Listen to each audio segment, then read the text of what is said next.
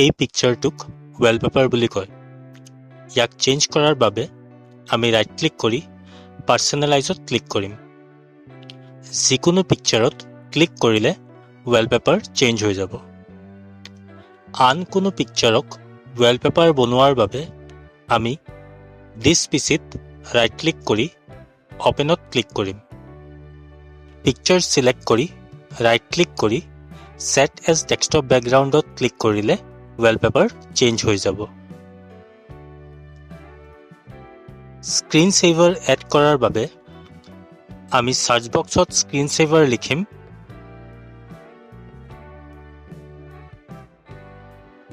আৰু change screen ছেভাৰত click কৰিম। ইয়াত আমি যিকোনো ষ্টাইল চিলেক্ট কৰিম আৰু প্ৰিভিউত ক্লিক কৰিলে স্ক্ৰীন ছেভাৰ এড হৈ যাব। টেক্সট স্ক্ৰীন ছেভাৰ এড কৰাৰ বাবে আমি 3D টেক্সটত ক্লিক কৰি ছেটিংছত ক্লিক কৰিম। ইয়াত আমি টেক্সট লিখিম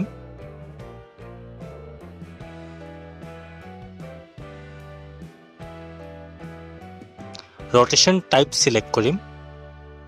সলিড কালাৰ কাষ্টম কালাৰত ক্লিক কৰি কালাৰ চিলেক্ট কৰিম আৰু অ'কে ক্লিক কৰিম। ৰিজলিউশ্যন এডজাষ্ট কৰি অ'কে ক্লিক কৰিম। এতিয়া প্ৰিভিউত ক্লিক কৰি এপ্লাই অ'কে কৰিলে টেক্সট স্ক্ৰীন ছেভাৰ এড হৈ যাব। এই আইকনছবোৰক ডেস্কটপ আইকনছ বুলি কোৱা হয়। ৰাইট ক্লিক ভিউ লাৰ্জ আইকনছত ক্লিক কৰিলে আইকনছখিনি ডাঙৰ হ'ব। ৰাইট ক্লিক ভিউ স্মল আইকনছত ক্লিক কৰিলে আইকনছখিনি সৰু হ'ব। আৰু right click view medium আইকনছত click কৰিলে আইকনছখিনি নৰ্মেল চাইজত থাকিব। দিছ পিচিত ৰাইট ক্লিক কৰি অপেন কৰিম CD। এইবোৰক ড্ৰাইভছ বুলি কোৱা হয়। আৰু ড্ৰাইভছ এড কৰাৰ বাবে আমি দিছ পিচিত ৰাইট ক্লিক কৰি মেনেজত ক্লিক কৰিম। ডিস্ক মেনেজমেণ্টত ক্লিক কৰিম। যিকোনো ড্ৰাইভ চিলেক্ট কৰি ৰাইট ক্লিক কৰি শ্ৰিংক ভলিউমত ক্লিক কৰিম।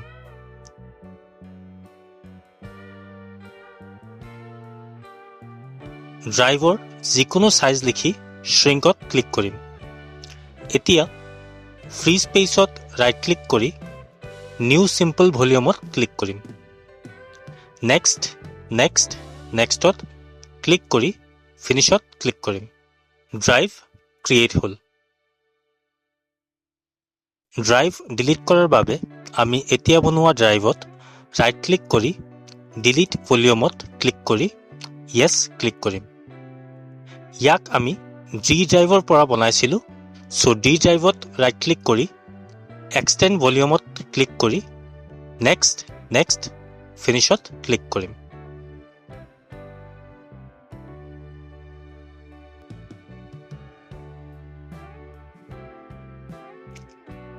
এতিয়া সাৰ্চ বক্সত কণ্ট্ৰল লিখি কণ্ট্ৰল পেনেলত ক্লিক কৰিম।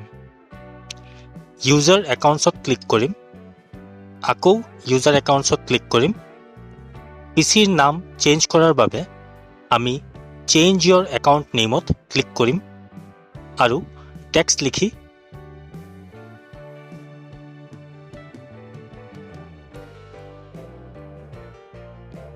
চেঞ্জ নেমত ক্লিক কৰিম। এতিয়া আমি মেক চেঞ্জেছ টু মাই একাউণ্টত ক্লিক কৰিম। একাউণ্টৰ পিকচাৰ চেঞ্জ কৰাৰ বাবে ব্ৰাউজ ফৰ ওৱানত ক্লিক কৰিম। পিকচাৰ চিলেক্ট কৰি চুজ পিকচাৰত ক্লিক কৰিম।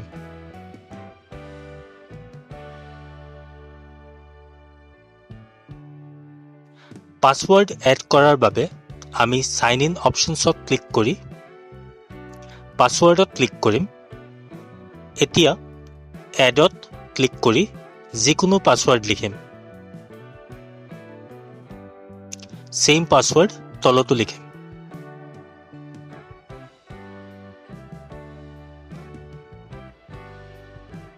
পাছৱৰ্ড হিণ্টত আমি চিৰিয়েল নাম্বাৰ লিখি নেক্সট ফিনিছত ক্লিক কৰিম। পাছৱৰ্ড চেঞ্জ কৰাৰ বাবে আমি চেঞ্জত ক্লিক কৰি আগত দিয়া পাছৱৰ্ডটো লিখিম।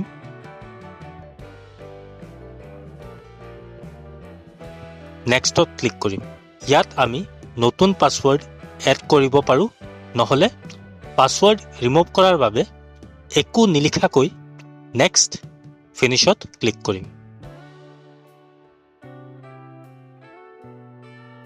মাউছ কাৰ্চৰ চেঞ্জ কৰাৰ বাবে আমি সাৰ্চ বক্সত কণ্ট্ৰল লিখি কণ্ট্ৰল পেনেলত লেফ্ট ক্লিক কৰি হাৰ্ডৱেৰ এণ্ড ছাউণ্ডত লেফ্ট ক্লিক কৰিম। এতিয়া মাউছত ক্লিক কৰি পইণ্টাৰ্ছত ক্লিক কৰিম। নৰ্মেল ছিলেক্টত ডাবল ক্লিক কৰি যিকোনো ষ্টাইল ছিলেক্ট কৰি অপেন, এপ্লাই, অ'কেত ক্লিক কৰিম। লেংগুৱেজ এড কৰাৰ বাবে আমি সাৰ্চ বক্সত লেংগুৱেজ লিখি লেংগুৱেজ ছেটিংছত ক্লিক কৰিম। এড এ লেংগুৱেজত ক্লিক কৰিম আৰু হিন্দী টাইপ কৰি নেক্সট ইনষ্টলত ক্লিক কৰিম। একেদৰে আমি এছামিছ আৰু বেংগলী লেংগুৱেজো ইনষ্টল কৰিম।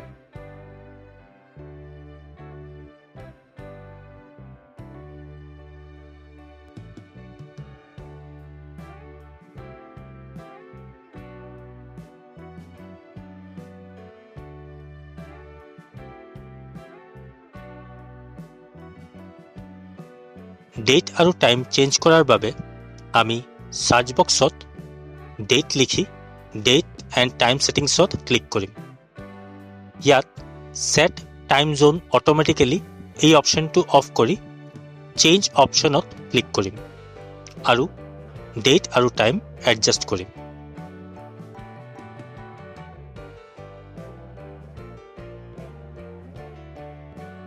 চেঞ্জত ক্লিক কৰিম। টাইমত AM অথবা PM আনিবলৈ ডেট এণ্ড ৰিজনেল ফৰ্মেটিঙত ক্লিক কৰি চেঞ্জ ডেট ফৰ্মেটছত ক্লিক কৰিম। ইয়াত শ্বৰ্ট টাইমত AM অথবা PM অপশ্যন ছিলেক্ট কৰিম।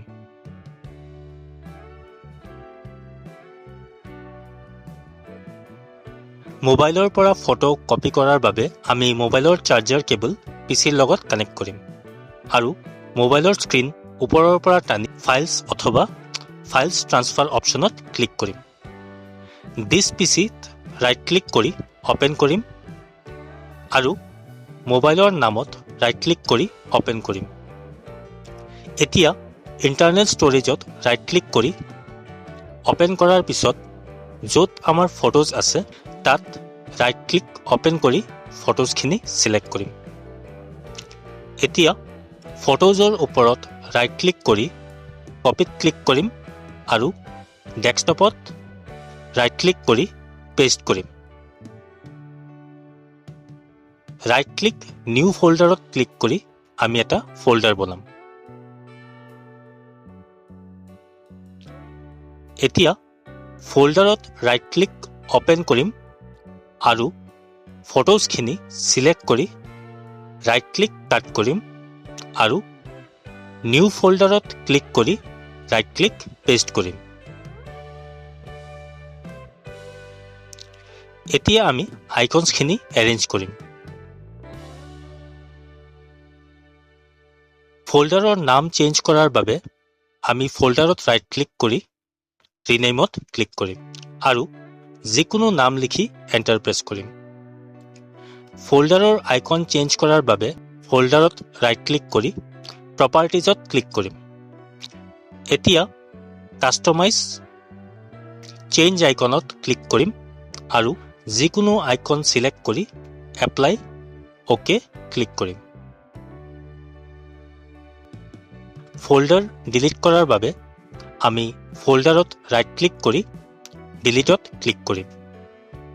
ডিলিট কৰা আইটেম ৰিচাইকেল বিনত থাকে, চ' ৰিচাইকেল বিনত ৰাইট ক্লিক কৰি অপেন কৰিম আৰু ফল্ডাৰত ৰাইট ক্লিক কৰি ৰিষ্ট'ৰ কৰিলে আমাৰ ডিলিট কৰা ফল্ডাৰ আকৌ আহি যাব। ফল্ডাৰ পাৰ্মানেণ্টলি ডিলিট কৰাৰ বাবে আমি ফল্ডাৰত ক্লিক কৰিম আৰু কীবৰ্ডত Shift ডিলিট একেলগে প্ৰেছ কৰি য়েছত ক্লিক কৰিম।